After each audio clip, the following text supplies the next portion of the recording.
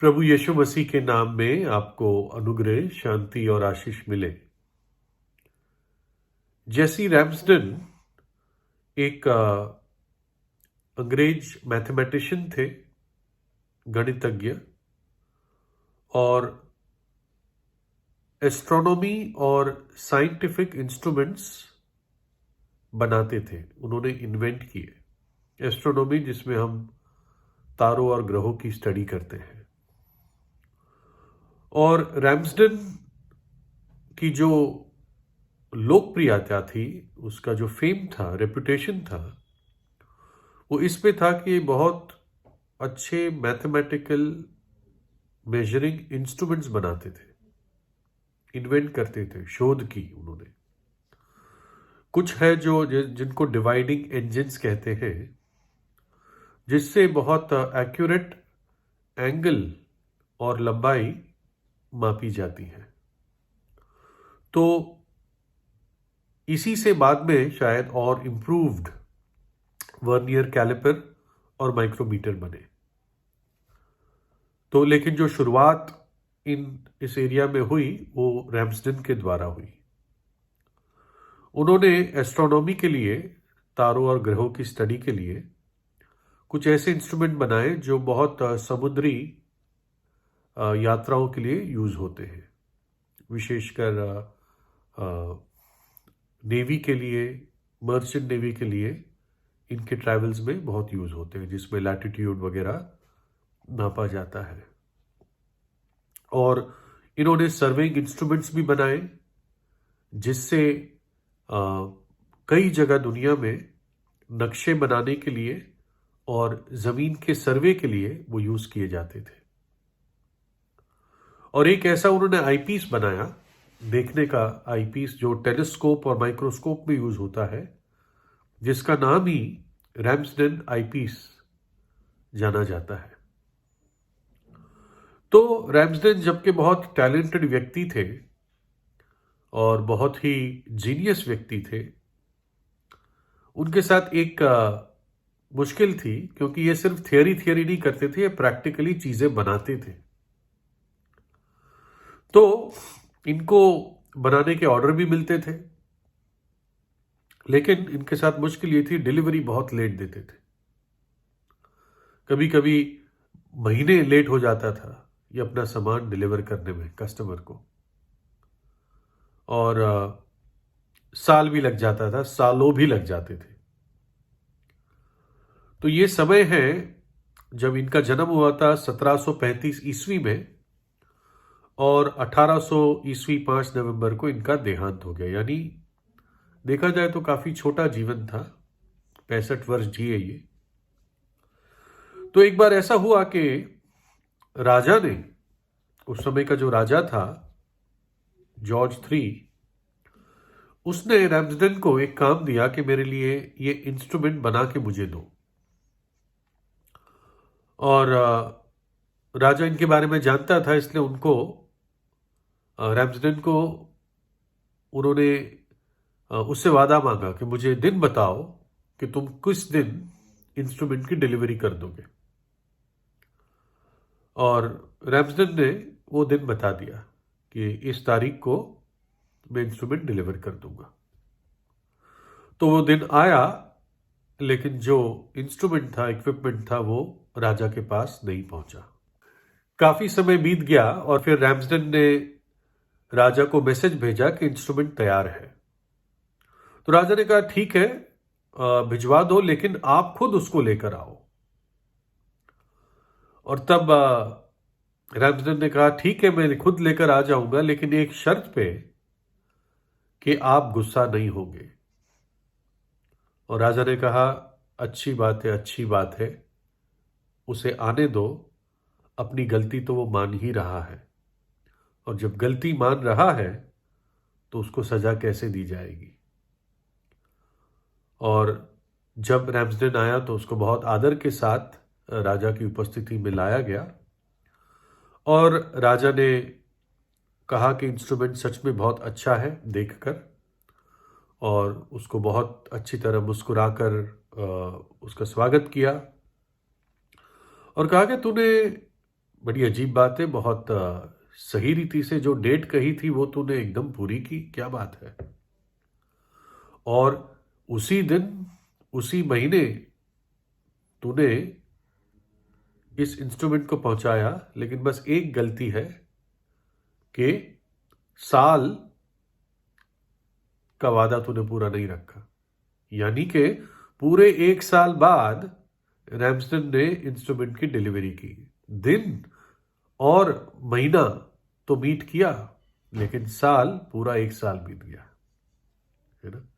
तो खैर, इससे एक बात जो सामने लाना चाह रहा हूं कि राजा अनुग्रहकारी था, और जब उसने देखा कि रैम्सडन पहले से ही अपनी गलती मानने को तैयार था, उसने चतुराई तो की कि दिन और महीना तो मीट किया, क्योंकि राजा ने कहा था किस दिन इसको भिजवा दोगे, तो उसने दिन बता दिया था, लेकिन वर्ष नहीं बताया था।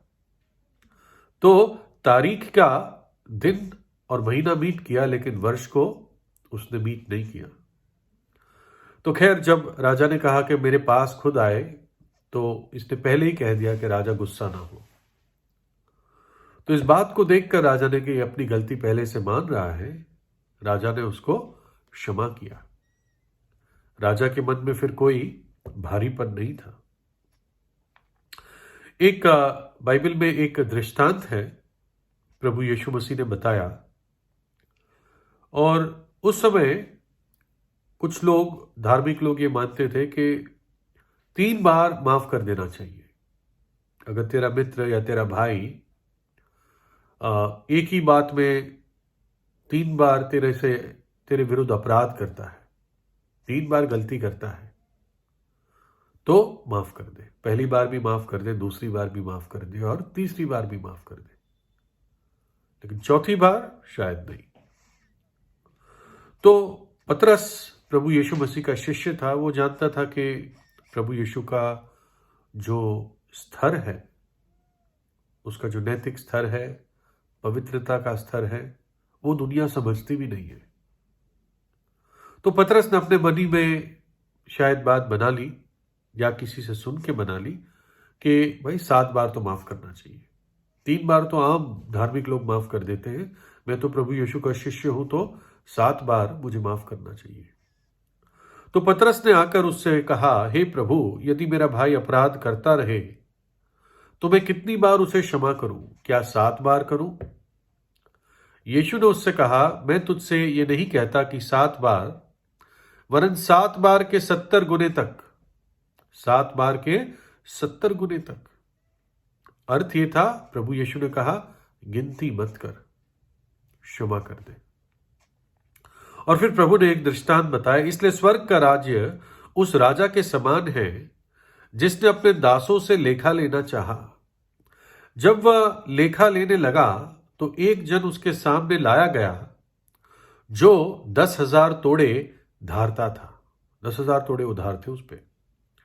जबकि चुकाने को उसके पास कुछ न था, तो उसके स्वामी राजा ने कहा कि ये और इसकी पत्नी और लड़के वाले और जो कुछ इसका है सब बेचा जाए और वो कर्ज चुका दिया जाए। इस पर उस दास ने गिरकर उसे प्रणाम किया और कहा, हे स्वामी, धीरज धर, मैं सब कुछ भर दूंगा।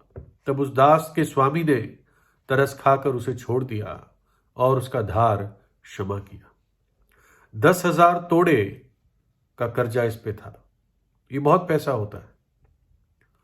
एक तोड़ा 5,300 दिनार होता है, उस समय का दिनार। और कुछ लोग कहते हैं 6,000 दिनार है, हम कम आंकड़ा ही लेके चलते हैं, 5,300 दिनार। और एक दिनार वो एक मजदूर की एक दिन की तनख्वाह होती थी। तो 10,000 दिनार, ये करीब अगर हम इसको 10,000 तोड़े, एक तोड़ा 5,300 दिनार था, तो 10,000 तोड़े कितने होंगे? ये 53 मिलियन या 530 लाख दिनार होंगे। अब जिसके पास देने को है नहीं, वो पैसे तो दे नहीं सकता, लेकिन गुलामी की तरह काम कर सकता है। तो उसको कितने दिन काम करने पड़ेंगे? उसको 5.3 करोड़ दिन काम करने पड़ेंगे। अगर साल में इसको कन्वर्ट किया जाए तो 1.45 लाख साल, 1.45 लाख, मोटा मोटा 1.5 लाख साल काम करेगा तब ये कर्जा भर पाएगा। यानी वो कभी भी इस कर्जे को भर नहीं पाता।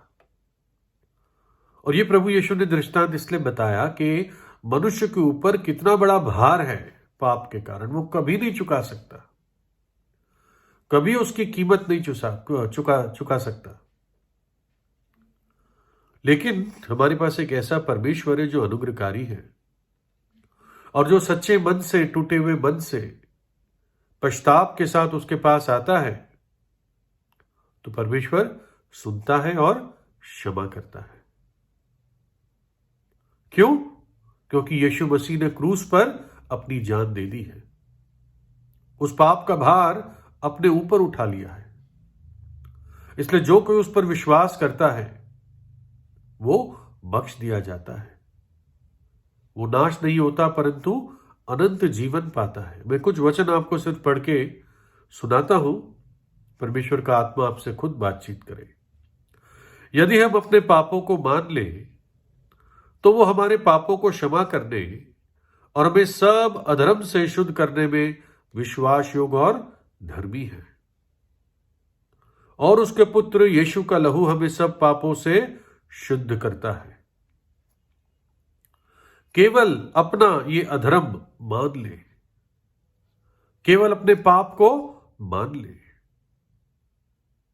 जो अपने अपराध छिपा रखता है उसका कार्य सफल नहीं होता, परंतु जो उनको मान लेता और छोड़ भी देता है उस पर दया की जाएगी।